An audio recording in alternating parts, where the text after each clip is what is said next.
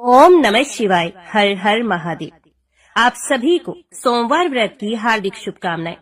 सोमवार व्रत भगवान शिव को समर्पित एक पवित्र व्रत है, जो विशेष रूप से उनकी कृपा प्राप्त करने और जीवन में सुख समृद्धि लाने के लिए रखा जाता है। ये व्रत हर सोमवार को किया जाता है और इस व्रत का विशेष महत्व होता है। इस व्रत को करने से भगवान शिव प्रसन्न होते हैं और भक्तों की सभी मनोकामनाओं को पूर्ण करते हैं। अविवाहित कन्याओं के लिए ये व्रत विशेष लाभकारी माना जाता है। इसे करने से योग्य वर की प्राप्ति होती है और वैवाहिक जीवन सुखद होता है। जो महिलाएं संतान प्राप्ति की इच्छा रखती हैं, उनके लिए यह व्रत बहुत फलदायी होता है। इस व्रत से आर्थिक तंगी दूर होती है और कर्ज से भी मुक्ति मिलती है। भगवान शिव को भोलेनाथ कहा जाता है। उनकी भक्ति से जीवन में शांति, स्वास्थ्य और सकारात्मक ऊर्जा प्राप्त होती है। सोमवार व्रत करने से जन्म जन्मांतर के पाप नष्ट होते हैं और व्यक्ति को मोक्ष की प्राप्ति होती है। यदि जीवन में कोई संकट या बाधा आ रही हो, तो सोमवार व्रत करने से सभी समस्याएं समाप्त हो जाती हैं। इस व्रत को करने के लिए प्रातः स्नान कर स्वच्छ वस्त्र धारण करें और व्रत का संकल्प लें। घर या शिव मंदिर में जाकर भगवान शिव का जल, दूध, दही, शहद, बेलपत्र और गंगा जल से अभिषेक करें। ओम नमः शिवाय मंत्र का जाप करें और शिव चालीसा का पाठ करें। दिन भर फलाहार करें और निराहार व्रत भी रखा जाता है। शाम के समय फिर से भगवान शिव की पूजा करें और सोमवार व्रत कथा को पढ़ें अथवा सुने। शिव आरती करें और प्रसाद वितरण करें। अगले दिन प्रातः किसी ब्राह्मण या जरूरतमंद को भोजन कराकर व्रत का पारण करें। ये व्रत हर सोमवार किया जाता है या फिर 16 सोमवार तक लगातार यह व्रत करने से विशेष फल की प्राप्ति होती है। और श्रावण मास में किए जाने वाले सोमवार व्रत का भी विशेष महत्व होता है। सोमवार व्रत भगवान शिव की कृपा पाने और जीवन में सुख समृद्धि लाने का एक उत्तम साधन है। जो भी श्रद्धालु इसे श्रद्धा और भक्ति के साथ करता है, उसे भगवान शिव का आशीर्वाद प्राप्त होता है और उसके जीवन की सभी परेशानियां दूर हो जाती हैं। अभी सुनिए सोमवार की पौराणिक व्रत कथा। आर्या व्रत में चित्रवर्मा नाम से प्रसिद्ध एक राजा थे। वे दुष्टों को दंड देने के लिए यमराज के समान समझे जाते थे। वे धर्म मर्यादाओं के रक्षक, कुमार्गगामी पुरुषों को दंड देकर राह पर लाने वाले, समस्त यज्ञों का अनुष्ठान करने वाले और शरणार्थियों की रक्षा करने में समर्थ थे। भगवान शिव और विष्णु में उनकी बड़ी भक्ति थी। राजा चित्रवर्मा ने अनेक परम पराक्रमी पुत्रों को पाकर अंत में एक सुंदर मुख वाली कन्या प्राप्त की। एक दिन राजा ने जातक के लक्षण जानने वाले श्रेष्ठ ब्राह्मणों को बुलाकर कन्या की जन्म कुंडली के अनुसार भावी फल पूछे। तब उन ब्राह्मणों में से एक बहुज्ञ विद्वान ने कहा, महाराज, यह आपकी कन्या सीमंतनी नाम से प्रसिद्ध होगी। ये उमा भगवती माता की भांति मांगलमयी, दमयंती की भांति परम सुंदरी, सरस्वती के समान सब कलाओं को जानने वाली तथा लक्ष्मी की भांति अत्यंत सद्गुणों से सुशोभित होगी। ये 10,000 वर्षों तक अपने स्वामी के साथ आनंद भोगेगी और 8 पुत्रों को जन्म देकर उत्तम सुख का उपभोग करेगी। तत्पश्चात एक दूसरे ब्राह्मण ने कहा, यही कन्या 14वें वर्ष में विधवा हो जाएगी। ये वज्रघात के समान दारुण वचन सुनकर राजा 2 घड़ी तक चिंता में डूबे रहे। तदनंतर सब ब्राह्मणों को विदा करके राजा ने सब कुछ भाग्य के अनुसार ही होता है ऐसा समझकर चिंता छोड़ दी।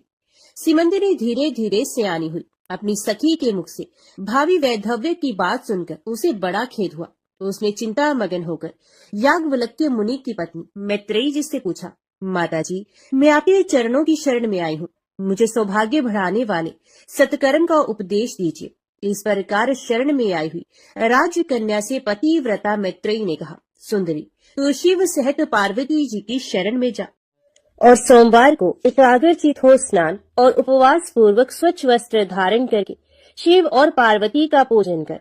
सोमवार के दिन शिव और पार्वती की आराधना करती है। इससे बड़ी भारी आपत्ति पड़ने पर भी तो उससे मुक्त हो जाएगी।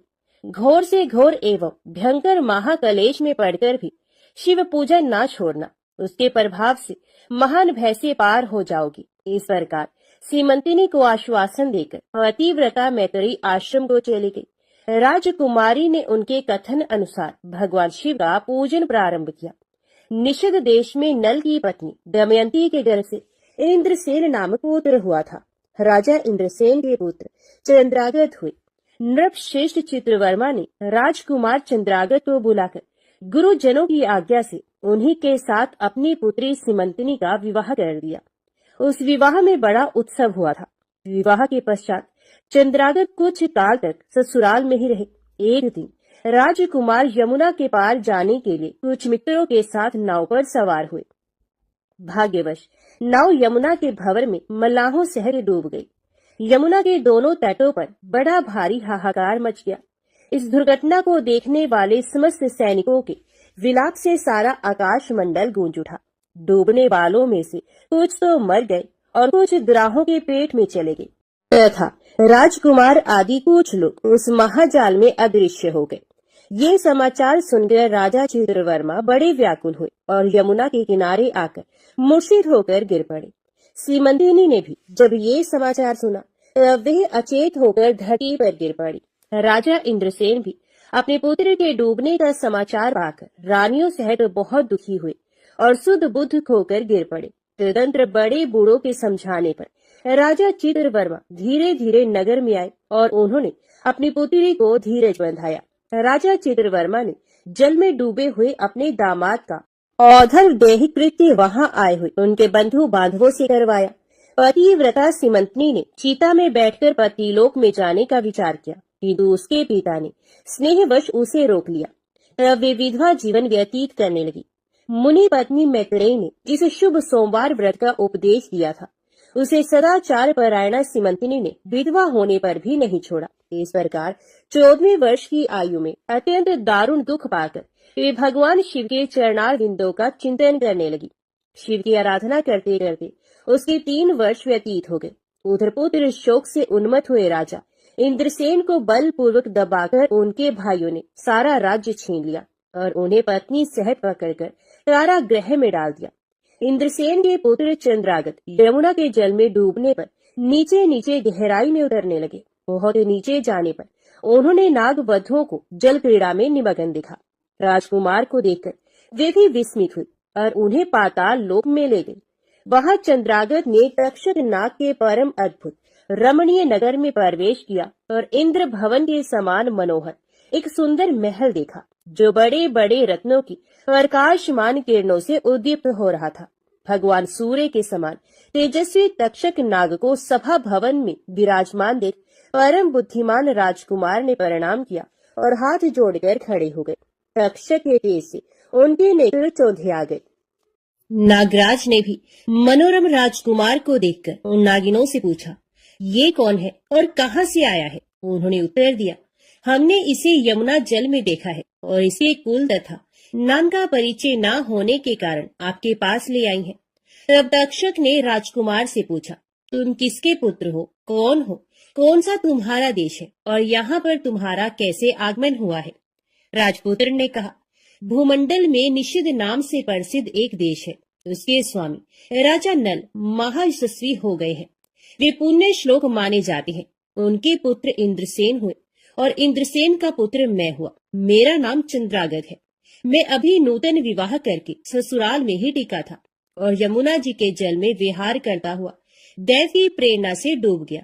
ये नाग पत्नियां मुझे आपके पास ले आई हैं। जन्मांतर के उपार्जित पुण्यों के प्रभाव से यहाँ मैंने आपके चरणार बिंदों का दर्शन किया है। आज मैं धन्य हूँ।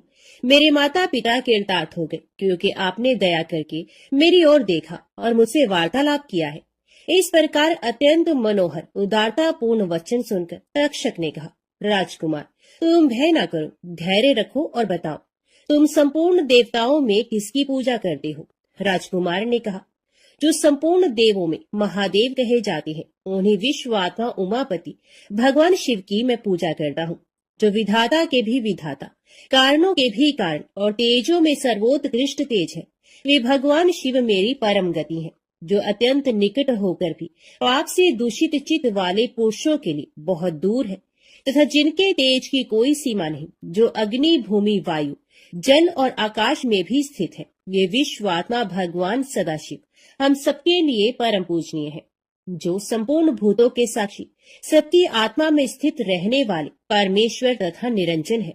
संपूर्ण संसार जिनकी इच्छा के अधीन है, मैं उन भगवान शिव की पूजा करता हूँ। ज्ञानी पुरुष जिन्हें एक आदि और पुराण पुरुष कहते हैं, गुणों के भेद से जिनमें भिन्नता की प्रतीति होती है, जिन्हें कोई तो क्षेत्रज्ञ, कोई तुरैय और कोई कूटस्थ कहते हैं, ये भगवान शिव मेरे परम आश्रय है। जो चैतन्यमय अचिंत्य तत्व है, जिनके तेज का कहीं अंत नहीं, श्रुति के नेति नेति वचनों से तद भिन्न समस्त वस्तुओं का बाध करके जिनके स्वरूप का निश्चय किया गया है, तथा आत्म ज्ञानी पुरुषों के भी मन और वाणी की वृत्तियां जिनका स्पर्श नहीं कर पाती हैं, वे ही ये भगवान शिव मेरे परम पूजनीय है। जिनका प्रसाद पाकर साधु पुरुष अत्यंत उज्जवल इंद्रपद की भी अभिलाषा नहीं रखते, तथा कर्मों की अर्गला और काल चक्र को लांघकर निर्भय होकर विचरते हैं, वे भगवान शिव मेरी परम गति है। जिनकी स्मृति चांडाल की योनि में जन्म पाने वाले मनुष्यों के भी समस्त पाप रूपी रोगों का नाश करती है, तथा जिनका संपूर्ण रूप श्रुतियों के लिए भी ढूंढने योग्य है, उन्हीं भगवान शिव के उद्देश्य से मैं सदैव पूजा करता हूँ। देव नदी गंगा जिनके मस्तक पर स्थान पाकर सुशोभित होती है, भगवती जगदम्बिका जिनके अर्धांग में निवास करती है, तक्षक और वासुकी दोनों नागराज जिनके कानों के कुंडल हैं, वे चंद्रशेखर भगवान शिव मेरे परमाश्रय हैं। जिनके चरण कमल वेदों के शीर्ष स्थानीय उपनिषदों में गौरवान्वित होती है, वेदांत की श्रुति भी जिनके चरणार विंदों का गुणगान करती है, जिनका दिव्य स्वरूप सदा योगियों के हृदय में प्रकाशित होता है, तथा जिनकी सगुण मूर्ति संपूर्ण तत्वों का प्रकाश करने वाली है, गुणमयी सृष्टि पर विजय पाने वाले वे भगवान शंकर मेरे द्वारा पूजित होते हैं। राजकुमार की ये बात सुनकर तक्षक का चित्त प्रसन्न हो गया। उनके हृदय में महादेव जी के प्रति नूतन भक्ति भाव का उदय हो गया और वे उनसे इस प्रकार बोले, राजेंद्र नंदन, तुम्हारा कल्याण हो। मैं तुम पर बहुत प्रसन्न हूँ, क्योंकि तुम बालक होकर भी सर्वोत्कृष्ट परात्पर शिव तत्व को जानते हो। देखो, ये रत्न में लोक है, ये मनोहर नेत्रों वाली युवतियां हैं, ये मनोवांछित कामना पूर्ण करने वाले कल्प वृक्ष है, तथा ये अमृत रूपी जल से भरी हुई बावलियां हैं। यहाँ मृत्यु का दारुण भय नहीं है, बुढ़ापा और रोग से यहाँ किसी को पीड़ा नहीं होती है। तुम इच्छा अनुसार यही रहो और यथा योग्य सुख भोगों का उपभोग करो। नागराज के ऐसा कहने पर राजकुमार हाथ जोड़कर बोले, नागराज, मैंने समय पर विवाह किया है। मेरी पत्नी उत्तम व्रत का पालन करने वाली और शिव पूजा परायणा है, और मैं अपने माता पिता का इकलौता पुत्र हूँ। वे सब लोग इस समय मुझे मरा हुआ मानकर महान शोक से घिर गए होंगे, अतः मुझे किसी प्रकार भी यहाँ अधिक समय तक नहीं ठहरना चाहिए। आप कृपा करके मुझे उसी मनुष्यलोक में पुनः पहुँचा दे। नागराज तक्षक ने कहा, राजकुमार, तुम जब जब मेरी याद करोगे तब तब तुम्हारे सामने प्रकट हो जाऊंगा। ऐसा कहकर उन्होंने राजकुमार को एक सुंदर अश्व भेंट किया, जो इच्छा के अनुसार चलने वाला था। अनेक प्रकार के द्वीपों, समुद्रों और लोकों में उसकी अप्रतिहत गति थी। इसके सिवा उन्हें रत्न में आभूषण, दिव्य वस्त्र एवं दिव्य अलंकार भेंट किए। उनकी सहायता के लिए सारी व्यवस्था करने के पश्चात रक्षक ने जाओ कहकर प्रेम पूर्वक उन्हें विदा किया। चंद्रांगद उस घोड़े पर सवार हो निकले और थोड़ी ही देर में यमुना के जल से बाहर आकर उस दिव्य अश्व पर चढ़े हुए नदी के रमणीय तट पर घूमने लगे। इसी समय पतिव्रता सीमंतनी अपनी सखियों से घिरी हुई वहां स्नान करने के लिए आई।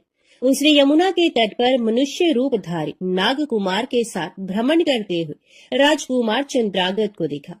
दिव्य अश्व पर आरूढ़ हुए अपूर्व आकार वाले उन राजकुमार को देखकर वे उन्हीं की ओर दृष्टि लगाए खड़ी हो गई। उसे देखकर चंद्रांगद ने भी मन ही मन विचार किया, जान पड़ता है इसे मैंने पहले कभी देखा है। तत्पश्चात वे घोड़े से उतरकर नदी के किनारे आ बैठे और उस सुंदरी को बुलाकर समीप बैठाकर पूछा, तुम कौन हो, किसकी स्त्री और किसकी कन्या हो? सीमंतनी लज्जावश स्वयं कुछ बोल न सकी। तब उसकी सखी ने सब बातें बताई।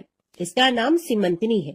ये निषद राज इंद्रसेन की पुत्र वधु, युवराज चंद्रांगद की पत्नी और महाराज चित्रवर्मा की पुत्री है। दुर्भाग्यवश इसके पति इस महाजल में डूब गए। इससे वैधव्य का दुख प्राप्त करके यह बाला शोक से सूखती जा रही है। अत्यंत प्रबल शोक में ही इसने 3 वर्ष व्यतीत किए हैं आज सोमवार है, इसलिए यहाँ यमुना जी के स्नान करने के लिए आई है। इसके ससुर का राज्य भी शत्रु ने छीन लिया है, बलपूर्वक उस पर अधिकार जमा लिया है और वे महाराज अपनी पत्नी के साथ उनकी कैद में पड़े हैं। ये सब होने पर भी ये निर्मल अंतकरण वाली सदाचार परायणा राजकुमारी प्रति सोमवार को अत्यंत भक्ति भाव के साथ पार्वती सहित महादेव जी की पूजा करती है। उत्तम व्रत का पालन करने वाली सीमंतनी ने अपनी सखी के मुख से सब बातें कहलवाकर स्वयं ही राजकुमार से पूछा, आप कौन है? आपके पार्श्ववर्ती ये दोनों पुरुष कौन है? आपने मेरे वृत्तांत को एक स्नेही की भांति क्यों पूछा है? महाबाहो, मुझे ऐसा जान पड़ता है कि पहले मैंने आपको कहीं देखा है। आप मुझे स्वजन की भांति प्रतीत होते हैं। इतना कहकर राजकुमारी सीमंतनी नेत्रों से आंसू की धारा बहाती हुई बहुत देर तक फूट फूट कर रोती रही और मूर्छित होकर पृथ्वी पर गिर पड़ी।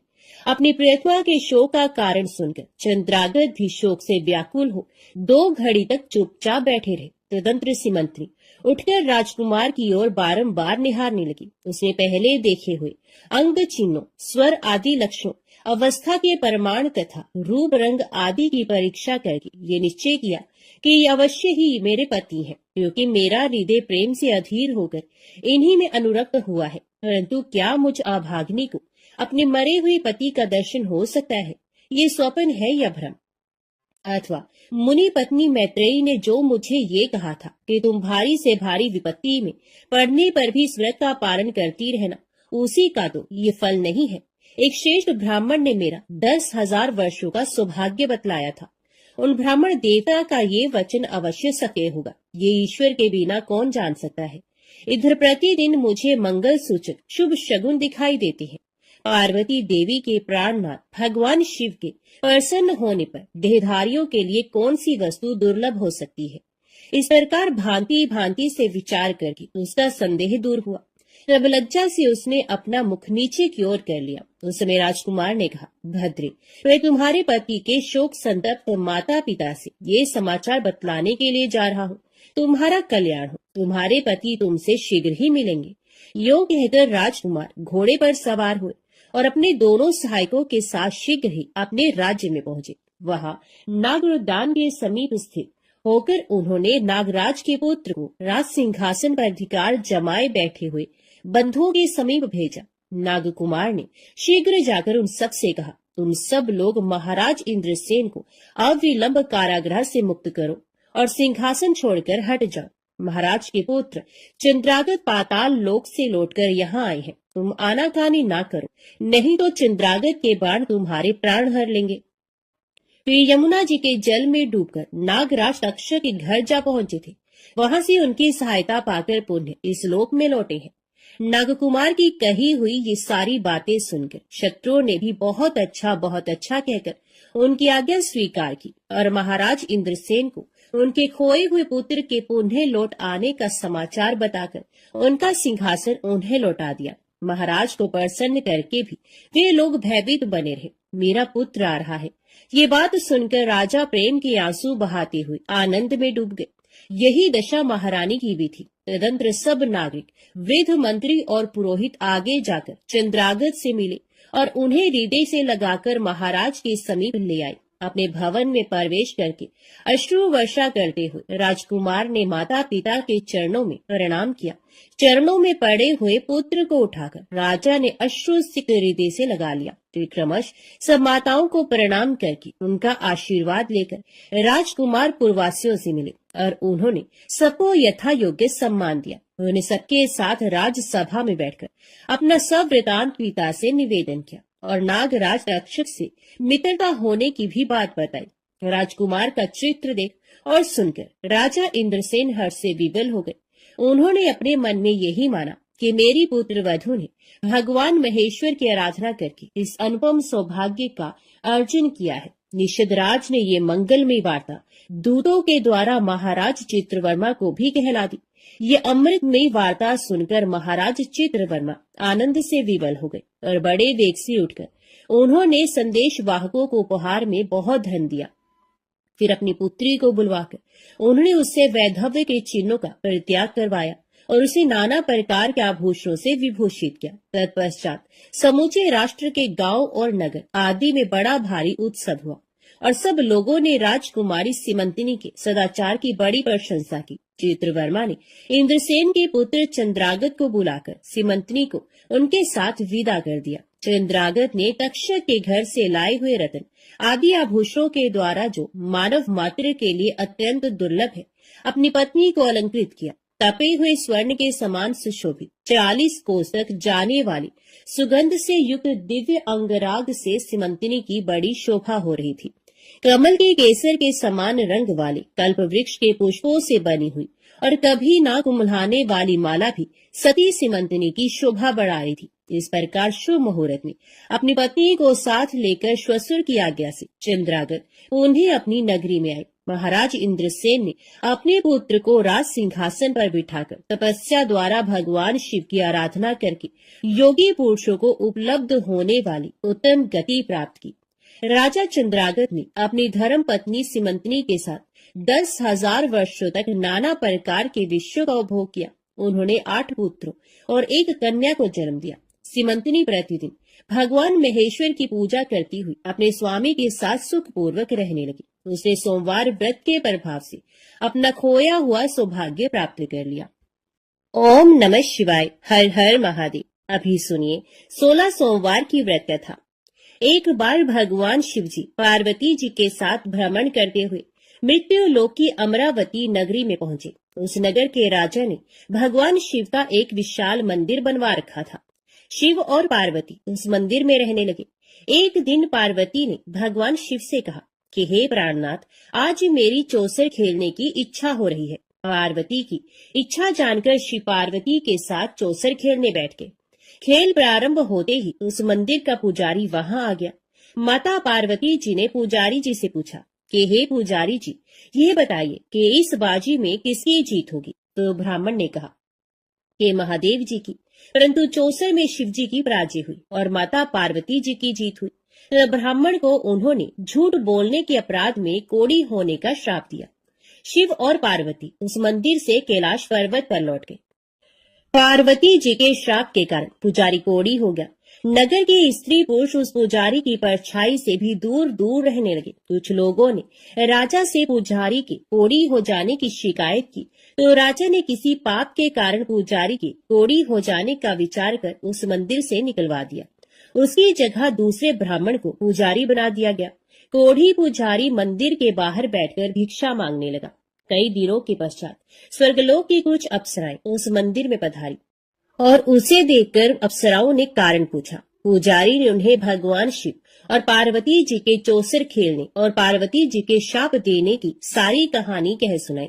तब अप्सराओं ने पुजारी से 16 सोमवार का विधिवत व्रत रखने को कहा। पुजारी द्वारा पूजन विधि पूछने पर अप्सराओं ने कहा, सोमवार के दिन सूर्य उदय से पहले उठकर स्नान आदि से निवृत्त होकर स्वच्छ वस्त्र पहनकर आधा सेर गेहूं का आटा लेकर उसके 3 अंग बनाना, फिर घी का दीपक जलाकर गुड़ नैवेद्य बेलपत्र चंदन अक्षत फूल जनेऊ का जोड़ा लेकर प्रदोष काल में भगवान शिव की पूजा अर्चना करना।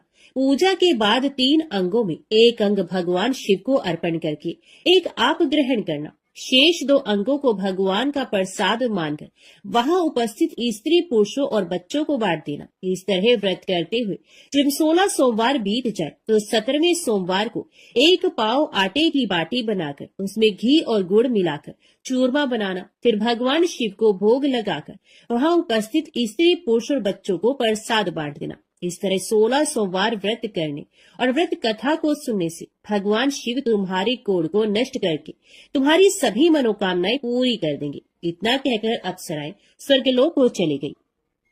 पुजारी ने अप्सराओं के कथन अनुसार 16 सोमवार का विधिवत व्रत किया। फलस्वरूप भगवान शिव की अनुकंपा से उसका कोढ़ नष्ट हो गया। राजा ने उसे फिर मंदिर का पुजारी बना दिया और वह मंदिर में भगवान शिव की पूजा करता आनंद से जीवन व्यतीत करने लगा। कुछ दिनों के बाद उन्हें पृथ्वी का भ्रमण करते हुए भगवान शिव और पार्वती उस मंदिर में पधारे। स्वस्थ पुजारी को देखकर पार्वती ने आश्चर्य से उसके रोग मुक्त होने का कारण पूछा तो पुजारी ने उन्हें 16 सोमवार व्रत करने की सारी कथा कह सुनाई। पार्वती जी भी व्रत की बात सुनकर बहुत प्रसन्न हुई और उन्होंने पुजारी से उसकी विधि पूछकर स्वयं 16 सोमवार का व्रत प्रारंभ किया। पार्वती जी उन दिनों अपने पुत्र कार्तिकेय के नाराज होकर दूर चले जाने से बहुत चिंतित रहती थी। वे कार्तिकेय को लौटा लाने के अनेक उपाय कर चुकी थी, लेकिन कार्तिकेय लौटकर उनके पास नहीं आ रहे थे। 16 सोमवार का व्रत करते हुए पार्वती ने भगवान शिव से कार्तिकेय के लौटने की मनोकामना की। व्रत समापन के तीसरे दिन सचमुच कार्तिकेय वापस लौट आए। कार्तिकेय ने अपने हृदय परिवर्तन के संबंध में पार्वती जी से पूछा, हे माता, आपने ऐसा कौन सा उपाय किया था जिससे मेरा क्रोध नष्ट हो गया और मैं वापस लौट आया? तब पार्वती जी ने कार्तिकेय को 16 सोमवार के व्रत की कथा कह सुनाई। कार्तिकेय अपने एक ब्राह्मण मित्र ब्रह्मदत्त के परदेश चले जाने से बहुत दुखी थे। उसको वापस लौटाने के लिए कार्तिकेय ने 16 सोमवार का व्रत करते हुए ब्रह्मदत्त के वापस लौट आने की कामना प्रकट की।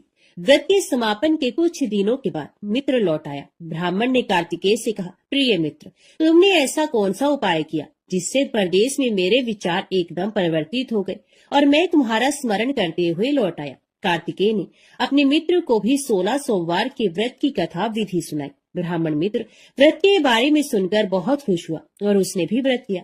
16 सोमवार व्रत का समापन करने के बाद ब्रह्मदत्त विदेश यात्रा पर निकला। वह नगर के राजा हर्षवर्धन की बेटी राजकुमारी गुंजन का स्वयंवर हो रहा था। वहां के राजा ने प्रतिज्ञा की थी कि एक हथिनी यह माला जिसके गले में डालेगी वे अपनी पुत्री का विवाह उसी से करेगा। ब्राह्मण भी उत्सुकतावश महल में चला गया। वहां कई राज्यों के राजकुमार बैठे थे। तभी एक सजी धजी हथिनी सूंड में जयमाला लिए वहां आई। हथिनी ने ब्राह्मण के गले में जयमाला डाल दी। फलस्वरूप राजकुमारी का विवाह ब्राह्मण से हो गया। एक दिन उसकी पत्नी ने पूछा, हे प्राणनाथ, आपने कौन सा शुभ कार्य किया था जो उस हथिनी ने राजकुमारों को छोड़कर आपके गले में जयमाला डाल दी? ब्राह्मण ने 16 सोमवार व्रत की विधि बताई। अपने पति से 16 सोमवार का महत्व जानकर राजकुमारी ने पुत्र की इच्छा से 16 सोमवार का व्रत किया। निश्चित समय पर भगवान शिव की अनुकंपा से राजकुमारी के एक सुंदर, सुशील व स्वस्थ पुत्र पैदा हुआ। पुत्र का नामकरण गोपाल के रूप में हुआ।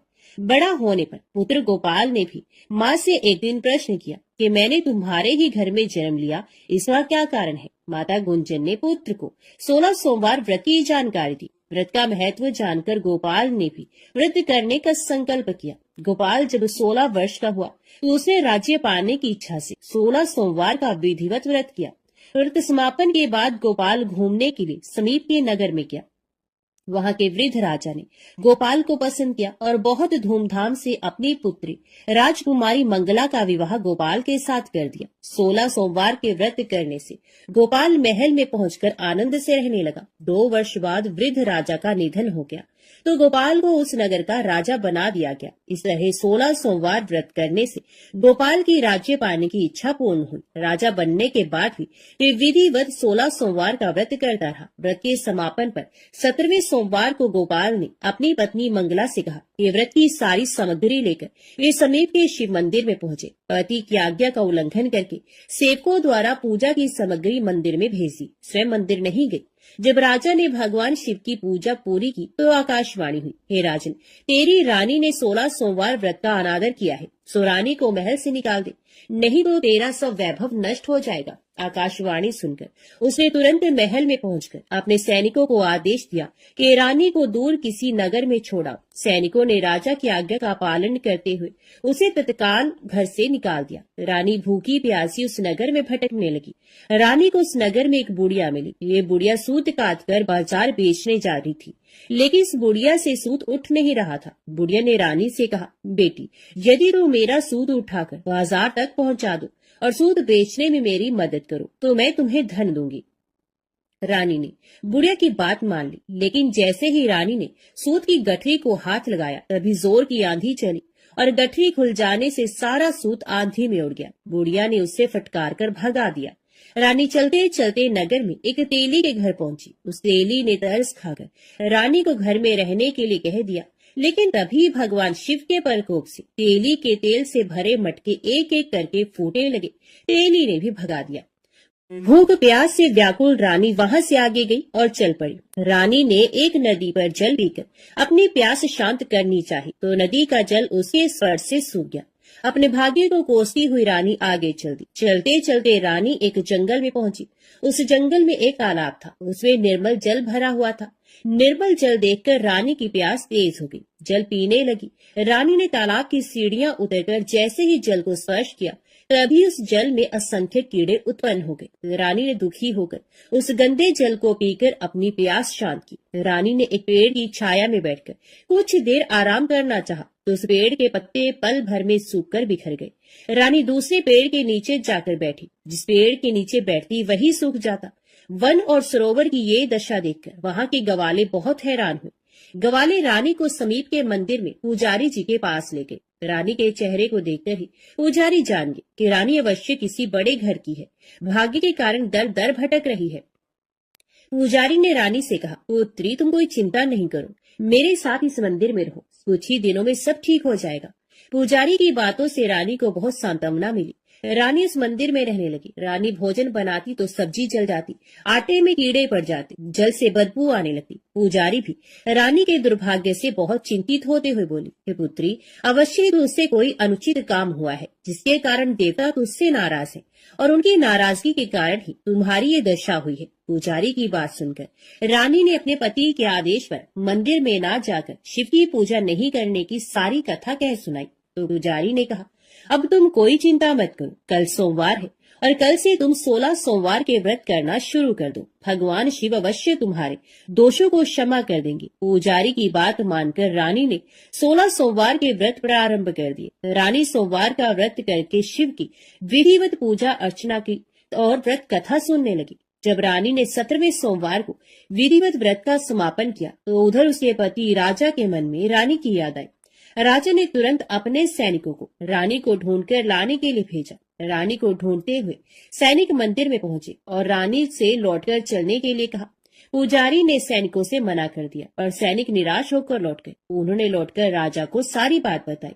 राजा स्वयं उस मंदिर में पुजारी के पास पहुंचे और रानी को महल से निकाल देने के कारण पुजारी जी से क्षमा मांगी। पुजारी जी ने राजा से कहा, ये सब भगवान शिव के प्रकोप के कारण हुआ है। इतना कहकर रानी को विदा किया। राजा के साथ रानी महल में पहुंची। महल में बहुत खुशियां मनाई गई। पूरे नगर को सजाया गया। राजा ने ब्राह्मणों को अन्न, वस्त्र और धन का दान किया। नगर में निर्धनों को वस्त्र बांटे गए। रानी 16 सोमवार का व्रत करते हुए महल में आनंद पूर्वक रहने लगी। भगवान शिव की अनुकंपा से उसके जीवन में सुख ही सुख भर गए। 16 सोमवार के व्रत करने और कथा सुनने से मनुष्य की सभी मनोकामनाएं पूर्ण होती हैं और जीवन में किसी तरह की कमी नहीं होती है।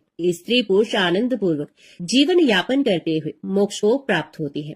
ओम नमः शिवाय। हर हर महादेव। अभी सुनिए शिव चालीसा पाठ।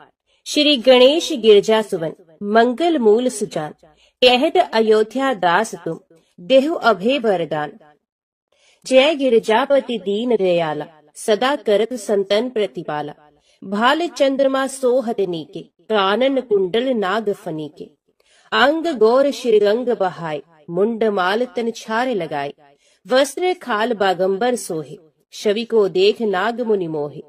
मैना मातु की होए दुलारी, वाम अंग सोहत शव न्यारी। कर त्रिशूल सोहत शव भारी, करत सदा शत्रुन शयकारी। नंदी गणेश सोहे तही कैसे, सागर मध्य कमल है जैसे। कार्तिक शाम और गणराव, या छवि को कह जात लगाओ। देवन जभी जाए पुकारा, तभी दुख प्रभु आप निवारा। किया उपद्रव तारक भारी, देवन सब मिल तुम्हें जुहारी। तुरत षडानन आप पठायो, लव निमेश में मार गिरायो। आप जलंधर असुर संहारा, सुयश तुम्हार विदित संसारा। त्रिपुरा सुरसन युद्ध मचाई, सबही कृपा कर लीन बचाई। किया तपही भागीरथ भारी, पूर्व प्रतिज्ञा तसु पुरारी। दानिन मह तुम सम को नाहि, सेवक स्तुति करत सदाहि। वेद नाम महिमा तव गाय, अकथ अनाद भेद नहीं पाए। प्रगट उधत मंथन तेज्वाला, जरे सुरासुर भय विहाला। किन्हीं दया तहि करी सहाय, नीलकंठ तब नाम कहाय। पूजन रामचंद्र जब कीन्हा, जीत के लंक विभीषण दीन्हा। सहस कमल में हो रहे धारी, कीन्ही परीक्षा तभी पुरारी। एक कमल प्रभु राखे जोई, कमल न्यून पूजन चह सोई। कठिन भक्ति देखी प्रभु शंकर, भय प्रसन्न दिए इच्छित वर। जय जय जय अनंत अविनाशी, करत कृपा सबके घटवासी। दुष्ट सकल नित मोह सतावे, भ्रमत रहे मोह चैन न आवे। त्राही त्राही मैं नाथ पुकारू, यह अवसर मोह आन उबारो। लै त्रिशूल शत्रुन को मारो, संकट से मोह आन उबारो। माता पिता भ्राता सब कोई, संकट में पूछत नहीं कोई। स्वामी एक है आस तुम्हारी, आय हरो अब संकट भारी। धन निर्धन को देत सदाही, जो कोई जांचे वो फल पाही। स्तुति कह विधि करो तुम्हारी, शंभो नाथ अब चूक हमारी। शंकर हो संकट के नाशन, मंगल कारण विघ्न विनाशन। योगी यदमुन ध्यान लगावे, नारद शारद शीश नवावे। नमो नमो जय नमो शिवाय, सुर ब्रह्मादिक पार न पाए। जो ये पाठ करे मन लाई, तापर होत है शंभु सहाय। ऋणिया जो कोई अधिकारी, पाठ करे सो पावन हारी। पुत्रहीन कर इच्छा कोई, निश्चय शिव बरसाते ही होय। पंडित त्रयोदशी को लावे, ध्यान पूर्वक होम करावे। त्रयोदशी व्रत करे हमेशा, नहीं ताके रहे कलेशा। धूप दीप नैवेद्य चढ़ावे, शंकर सम्मुख पाठ सुनावे। जन्म जन्म के पाप नसावे, अंतरवास शिवपुर में जावे।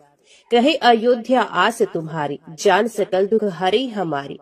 नित नेम कर प्रातः ही, पाठ करो चालीसा। तुम मेरी मनोकामना पूर्ण करो जगदीश। मकसर छठे मत ऋतु, संवत 64 जान। स्तुति चालीसा शिव ही, पूर्ण कीन कल्याण। ओम नमः शिवाय, हर हर महादेव।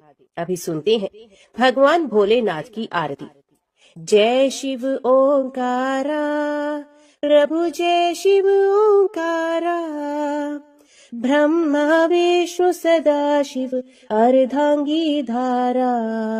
ओम जय शिव ओंकारा। एकानन चतुरानन पंचानन राजे।